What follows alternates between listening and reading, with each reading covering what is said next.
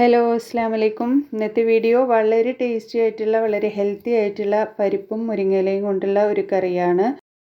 ഈ ഒരു രീതിയിൽ ഈ കറി ഉണ്ടാക്കാത്തവരുണ്ടെങ്കിൽ തീർച്ചയായിട്ടും ഒന്ന് ട്രൈ ചെയ്ത് നോക്കുക. ഞാനിവിടെ അരക്കപ്പ് പരിപ്പ് കഴുകി വൃത്തിയാക്കിയിട്ട് കുക്കറിലേക്ക് ഇട്ടിട്ടുണ്ട്. ഇതിലേക്ക് 1 കപ്പ് വെള്ളം ഒഴിച്ച് കൊടുത്തിട്ട് ഇതിലേക്ക് 1/4 ടീസ്പൂൺ മഞ്ഞൾപ്പൊടിയും 1/2 ടീസ്പൂൺ ഉപ്പും കൂടി ചേർത്ത് നമുക്ക് ആദ്യം ഈ പരിപ്പൊന്ന് വേവിച്ചെടുത്തിട്ട് വരാം. ഇനി ഇതിലേക്കുള്ള അരപ്പ് റെഡിയാക്കാനായിട്ട് ഞാൻ മിക്സിയുടെ ജാറിലേക്ക് 1/4 കപ്പ് തേങ്ങ ചിരകിയതിട്ടിട്ടുണ്ട്. ഇതിലേക്ക് 4 ചുവന്നുള്ളി, 1 പച്ചമുളക്, കുറച്ച് കറിവേപ്പിലയും കൂടി ചേർത്തിട്ട് നമുക്കിത് നന്നായിട്ടൊന്ന് അരച്ചെടുത്തിട്ട് വരാം. നല്ല ഫൈനായിട്ട് ഇത് അരച്ചെടുക്കാം. അപ്പോൾ കറിവേപ്പിലൊക്കെ ചേർത്ത് കൊടുത്തിട്ട് നമ്മൾ ഈ ഒരു അരപ്പ് റെഡിയാക്കിയാൽ നല്ല ടേസ്റ്റാണ്. അപ്പോൾ ഇത് ഒരു പാത്രത്തിലേക്ക് ഒഴിച്ചു കൊടുക്കാം. ഇനി ഞാനിവിടെ 1 കപ്പ് തേങ്ങാപ്പാലും കൂടെ റെഡിയാക്കിയിട്ടുണ്ട്. അപ്പോൾ ഒരു അരമുറി തേങ്ങയുടെ പാലും കൂടെ നമ്മൾ എടുക്കുക.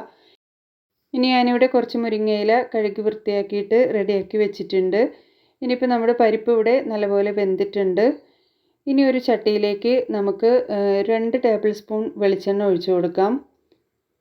ഇനി ഇതിലേക്ക് 1/2 ടീസ്പൂൺ കടുക് പൊട്ടിച്ചതിന് ശേഷം നമുക്ക് ഈ പരിപ്പ് ഇതിലേക്ക് ചേർത്ത് കൊടുക്കാം. അപ്പോൾ പരിപ്പ് നല്ലപോലെ വെന്ത് ഉടച്ചിട്ട് എടുത്താൽ മതി.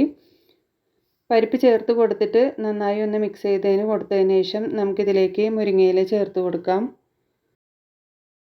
മുരിങ്ങയില ഞാനിവിടെ കുറച്ചധികം മുരിങ്ങയില എടുത്തിട്ടുണ്ട്. അപ്പോൾ നിങ്ങളുടെ ആവശ്യത്തിനനുസരിച്ചുള്ള ഇല എടുത്താൽ മതി. അപ്പോൾ ഇനി പരിപ്പും മുരിങ്ങയിലയും കൂടി നന്നായിട്ടൊന്ന് മിക്സ് ചെയ്ത് കൊടുക്കുക. ഇനി ഇതൊന്ന് വാടി വന്നാൽ മതി, ഒരുപാട് നേരം ഒന്നിട്ട് വേവിക്കരുത്. അപ്പോൾ നമ്മൾ ആദ്യം അരച്ച് വെച്ചിട്ടുള്ള തേങ്ങയുടെ അരപ്പ് നമുക്ക് ഇതിലേക്ക് ആദ്യം ചേർത്ത് കൊടുക്കുക. ഇനി ബാക്കിയുള്ള തേങ്ങാപ്പാലും കൂടെ ഇതിലേക്ക് ഒഴിച്ചു കൊടുക്കാം.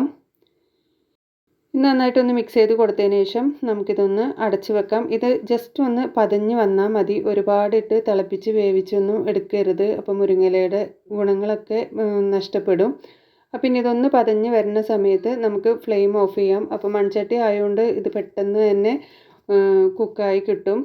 അപ്പോൾ പതഞ്ഞ് വരുമ്പോൾ നമ്മൾ ഫ്ലെയിം ഓഫ് ചെയ്യുക. അപ്പോൾ ഇത്രയേ ഉള്ളൂ. അപ്പോൾ ഈ ഒരു മുരിങ്ങയിലയുടെ കറി ഇതേപോലെ ട്രൈ ചെയ്യാത്തവരുണ്ടെങ്കിൽ തീർച്ചയായും ഒന്ന് ട്രൈ ചെയ്ത് നോക്കുക. അപ്പോൾ ഇനി എൻ്റെ ചാനൽ ആദ്യമായിട്ട് കാണുന്നവരൊക്കെ ഉണ്ടെങ്കിൽ ഒന്ന് സബ്സ്ക്രൈബും ലൈക്കും കമൻറ്റും ഷെയറൊക്കെ ചെയ്ത് ഒന്ന് സപ്പോർട്ട് ചെയ്യുക. താങ്ക്